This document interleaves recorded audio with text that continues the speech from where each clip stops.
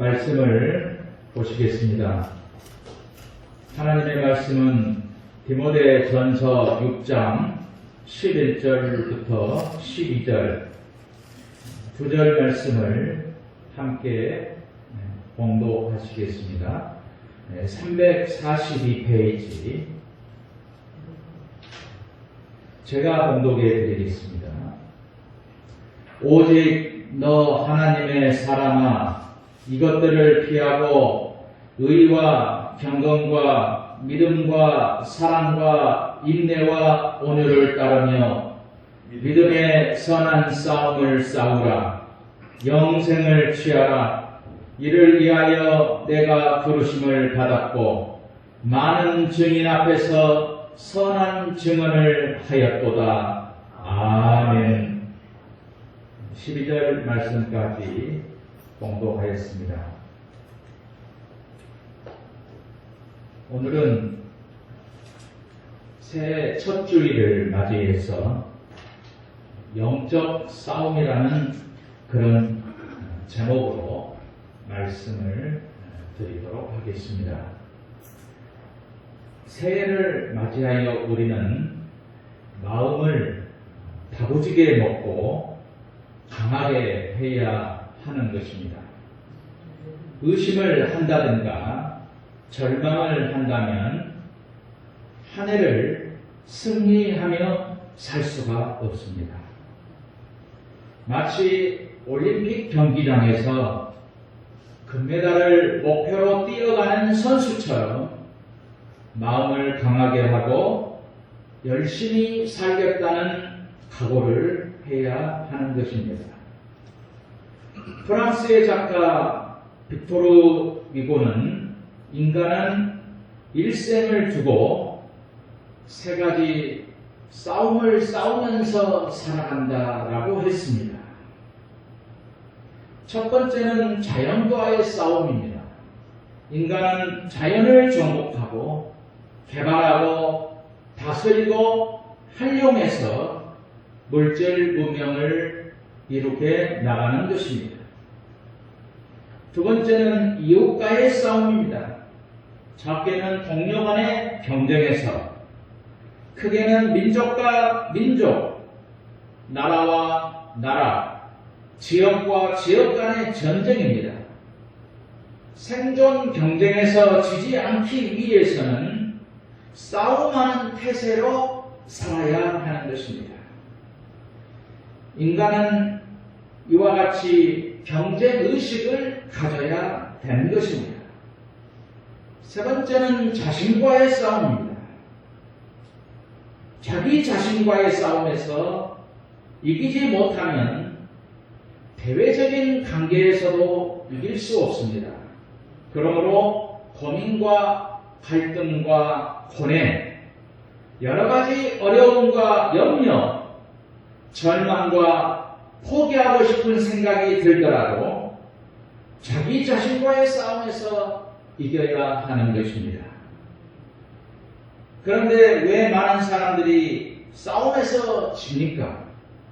문제는 인간의 삶 속에는 육적인 세계만 있는 것이 아니고 영적인 세계도 있다는 사실입니다. 영적인 세계에는 사람을 돕는 하나님의 역사도 있지만 인간의 삶을 파괴하는 마귀의 세력도 있다는 것을 염두에 두어야 됩니다. 많은 사람들이 하나님의 도우심을 인정하지 않고 마귀의 공격을 얕잡아 보기 때문에 마귀의 공격과 시험과 유혹에 넘어지게 되는 것입니다. 러시아의 소설가인 도스토옙스키는 인간의 마음은 하나님과 악마와의 전쟁터이다라고 했습니다. 과학적으로는 증명되지 않지만 성경이 분명히 우리에게 이것을 가르쳐주고 있습니다. 에베소서 6장 10절과 12절의 말씀에는 정말로 너희가 주 안에서와 그 힘의 능력으로 강건하여지고 마귀의 괴계를 능히 대적하기 위하여 하나님의 전신갑주를 입으라. 우리의 씨름은 혈과 육에 대한 것이 아니요 정사와 권세와 이 어두움의 세상 주관자들과 하늘에 있는 악의 영들에 대함이라고 말씀을 했습니다. 여러분은 죄악과의 싸움, 악한 영들과의 싸움에서 어떻게 하시겠습니까? 우리 인간의 힘으로는 이길 수 없습니다. 하나님의 도움을 받아 하나님의 전신갑주를 입은 사람들만이 죄악과 싸워 이길 수 있습니다. 오늘 봉독한 디모데 전서는 사도 바울이 디모데에게 보낸 편지입니다. 사도 바울은 디모데가 에베소 교회를 잘 운영하고 부흥하고 발전시킬 수 있도록 여러 가지 어려움과 시험에 대처하는 방법을 가르치고 교훈하고 있습니다. 에베소 교회는 부흥하고 발전했습니다. 비록 나이는 어렸지만 디모데가 하나님의 말씀을 잘 가르쳤기 때문에 교회가 성장하고 재직들이 세워졌습니다.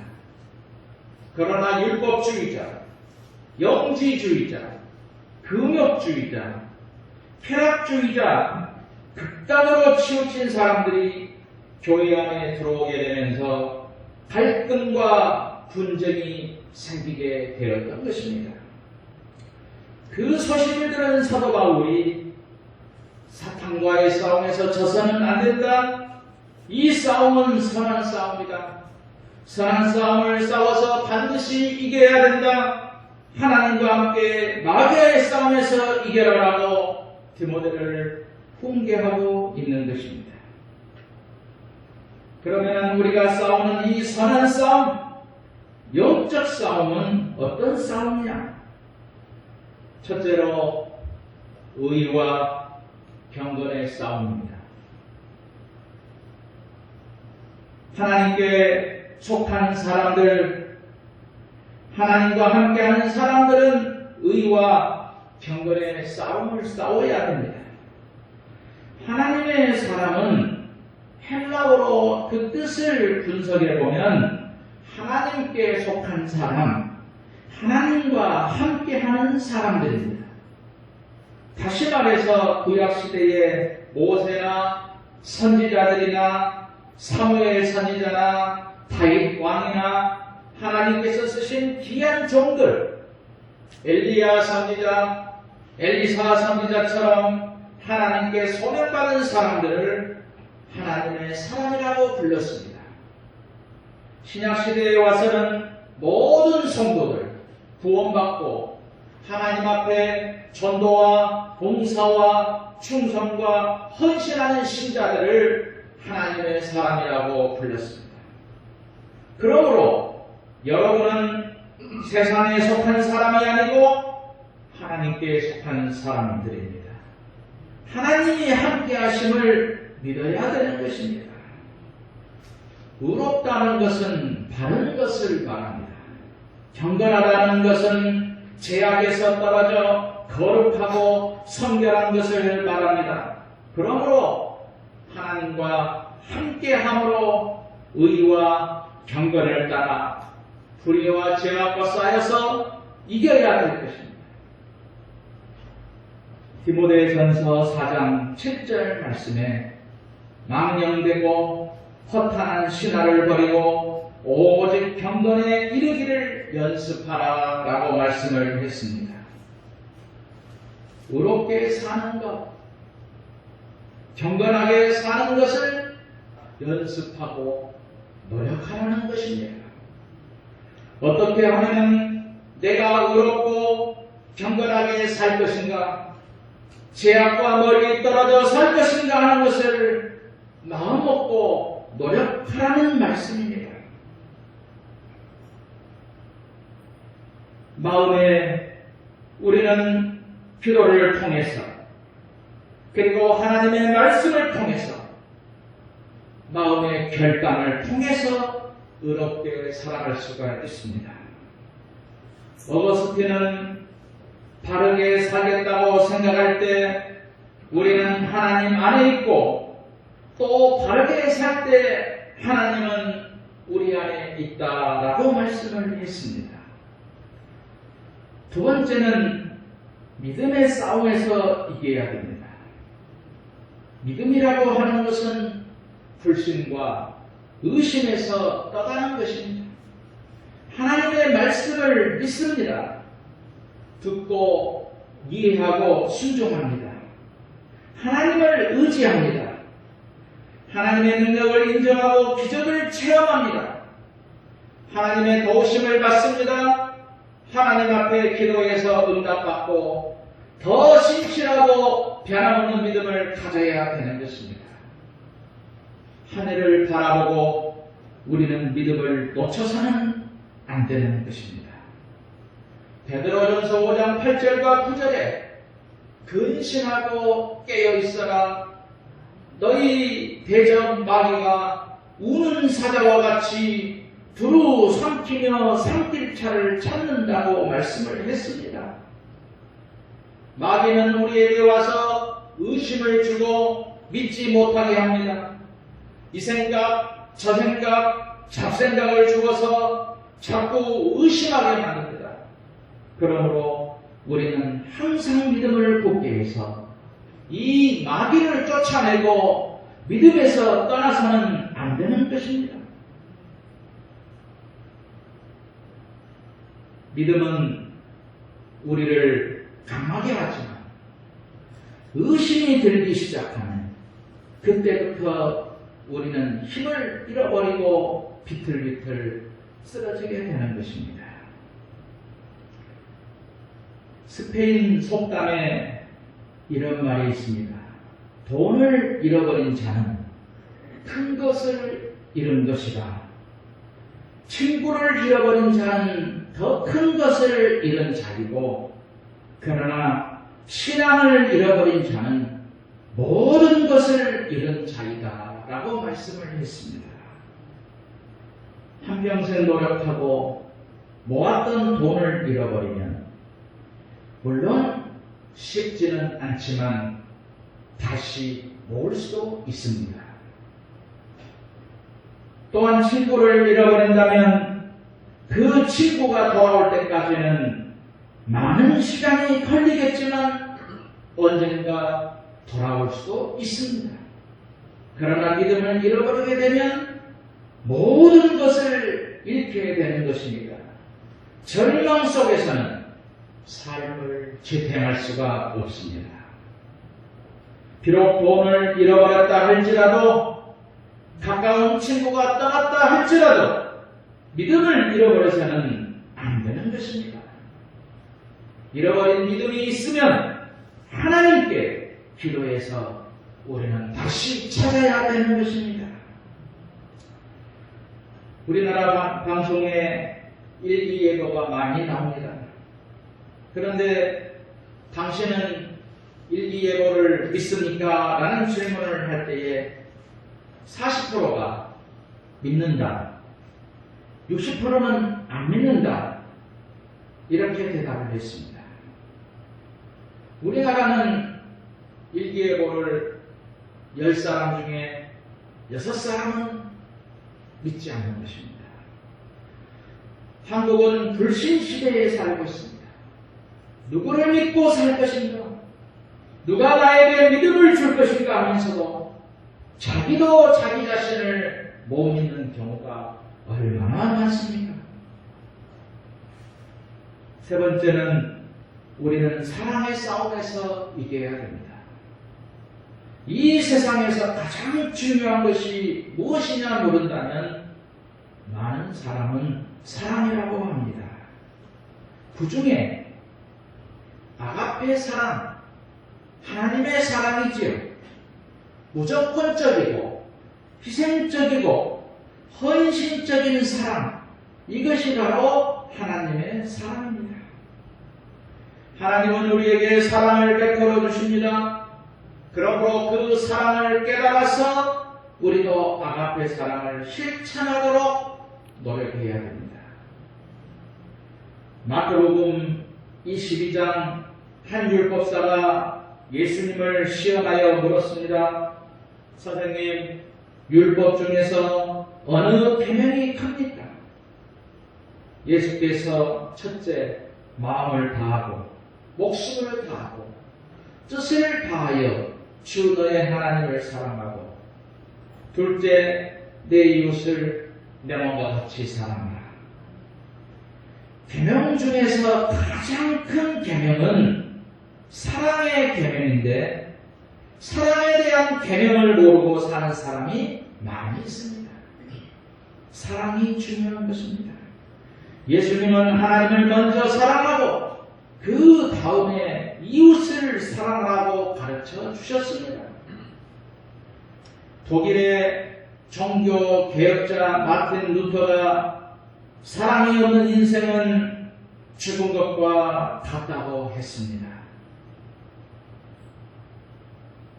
일본 속담에 짖는 개는 약하다라는 말이 있습니다. 되게 큰 개는 안 짖는데 작은 개들이 따라다니면서 짖어대는 경우가 있습니다. 마찬가지로 원망과 불평을 많이 하는 사람들을 보면 별로 사랑이 없습니다.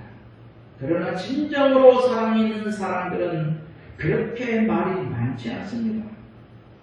우리도 하나님을 생각하고 큰 믿음을 갖는다면, 비록 내 마음에 들지 않는다 하더라도, 부족하다 할지라도 용서와 이해와 간대함을 가질 수 있게 될 것입니다. 네 번째는 인내의 싸움입니다. 인내는 헬라어로 그 뜻을 살펴보면 불변하는 것, 변하지 않는 것을 뜻합니다. 그래서 끝까지 기다리고 포기하지 않는 것, 굳게 지키고 견디는 것이 바로 인내한다, 참는다라는 것입니다. 때로는 재난이 닥치고 실패하고 병들고 죽음이 닥치고 시련과 역경이 닥쳐도 포기하지 않고 내 생명 하나님께 맡겼으니 하나님의 뜻대로 하시옵소서, 끝까지 믿음으로 지키는 것이 바로 인내인 것입니다. 신앙생활도 마찬가지입니다. 성도들도 핍박을 당할 때 인내가 필요합니다. 또한 예수 그리스도의 재림을 기다리는 종말론적 신앙의 자세가 무엇입니까? 인내입니다. 예수께서 나팔을 불고 오셔서 우리를 천국으로 데려갈 때까지 기름을 준비한 5 처녀가 신랑을 기다리는 것 같은 마음의 자세로 인내해야 하는 것입니다. 야고보서 1장 4절에도 인내를 온전히 이루라. 이는 너희로 온전하고 구비하여 조금도 부족함이 없게 하려 함이라고 말씀을 했습니다. 만족한 삶을 살고 풍족한 삶을 살고 하나님의 축복을 받기 위해서는 인내를 떠나서는 안 되는 것입니다. 요즘 현대인들은 인내심이 없습니다. 그래서 인내 결핍증, 참을성 결핍증이라는 말이 생겨났습니다. 요즘 초등학교 5학년인 한 학생이 머리 한 군데 머리카락이 다 빠졌습니다. 부모가 깜짝 놀라서 병원에 데리고 갔습니다. 알고 보니 이 초등학생은 선생님한테 야단을 많이 맞았는지, 부모한테 꾸중을 들었는지, 꼭 스트레스를 받으면 구석에 쪼그려 앉아서 자꾸 머리를 집어 뜯는 것입니다. 어떤 유치원생은 이마에 멍이 들어 있었습니다. 화가 나면 이 유치원생이 자꾸 머리를 벽에 부딪히는 것입니다. 인내가 부족합니다. 소아정신과 의사들이 발표한 결과에 따르면 인내 결핍증 환자들이 매년 20%씩 증가하고 있다고 하는 것입니다. 대개 형제도 없고 혼자 귀하게 자란 아이들에게서 그런 증상이 많이 나타난다고 하니 혹시 내 주변에, 내 가까운 곳에 인내 결핍증 환자가 있는 것은 아닌지 우리는 인내하는 것을 가르쳐 주어야 하는 것입니다. 여러분, 하나님을 의지하고 하나님께 맡기고 나가면 하나님께서 다시 축복을 주시고 은혜를 주시고 더 큰 영광을 베풀어 주실 것입니다. 하나님께서 우리 삶 속에 함께 계심을 통해서 승리하게 만들어 주시는 것이지. 마음에 각오하고 결심을 가지고 하나님, 싸워야 된다면 싸우겠습니다. 선한 싸움을 하고 승리하게 만들어 주십시오. 이렇게 우리는 기도해야 하는 것입니다. 그래서 복 있는 우리 성도들이 되시기를 주님의 이름으로 축원드립니다. 찬송가